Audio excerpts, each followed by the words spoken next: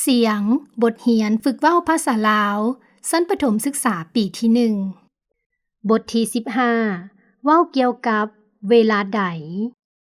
ข้อ 2 บทเรื่องเกี่ยวกับเวลาใด บทเรื่อง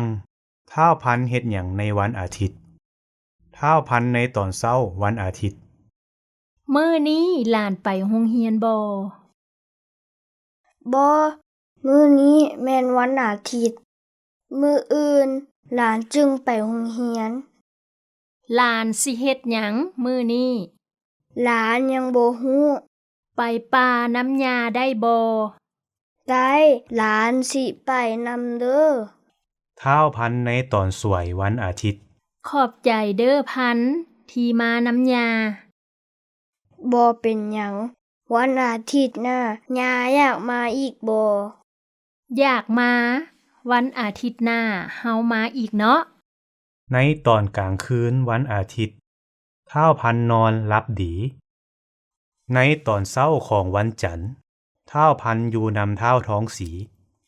มื้อวานนี้เจ้าเฮ็ดหยัง ค่อยไปเก็บผักนำยา เจ้าเดเฮ็ดหยัง ค่อยอยู่แต่เฮือน วันอาทิตย์หน้าพวกเฮาไปนำกันเนาะ